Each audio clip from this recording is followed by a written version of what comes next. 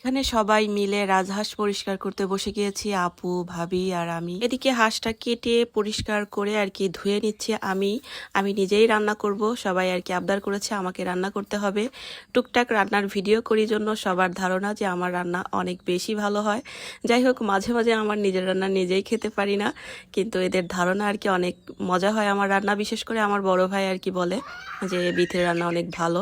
যাই হোক, তো ভাবলাম যে কেননা আমি রান্না করি, যেহেতু রান্না তো করা হয়ই, তো বরাবরই আমি হচ্ছে হাঁসের মাংস যেভাবে রান্না করে থাকি ঠিক সেমভাবে আর কি আজকেও রান্না করে নিচ্ছিলাম। আর এটা ছিল হচ্ছে রাজহাঁস। যেহেতু হাঁসটা আর কি অনেক বেশি শক্ত ছিল মাংসটা, আর বয়স বেশি ছিল, যেটার কারণে আম্মা বলছিল যে হাঁসটা ভালো করে মেখে প্রেশার কুকারে রান্না করলে বেশি ভালো হবে। দেখা যায় চুলায় রান্না করলে অনেক সময় লাগবে আর সিদ্ধ হতে চাইবে না বা শক্ত থাকবে। এই জন্য আর কি সমস্ত মশলা দিয়ে মেখে আমি হচ্ছে এটা প্রেশার কুকারে উঠিয়ে দিব আর কি। আর এই ধরনের মাংস বরাবরই আমি এভাবেই রান্না করি।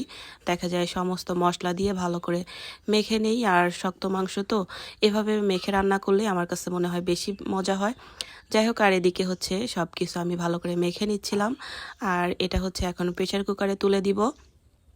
যদিও বাড়িতে আসলে আমি হচ্ছে মাটির চুলা রান্না খেতে চাই, কিন্তু আজকে আর কি মনে হলো যে না, প্রেশার কুকারে দিই, যেহেতু হাঁসটা অনেক বয়স্ক ছিল এই জন্য আর কি। তো ঘরে আর কি গ্যাসের চুলা আছে, তো সেখানে আর কি দিয়ে দিচ্ছিলাম। আর এই তো এখন আস্তে আস্তে রান্নাটা হয়ে যাবে। আর আর গ্রামে যেহেতু সবাই মিলে একসঙ্গে খাওয়া দাওয়া থাকা হয়, একটু বেশি ভালো হয়। আর এদিকে রুটি আর কি ছিল সকালবেলা, আর ভাত দিয়ে খেয়ে নিয়েছিলাম রাতে।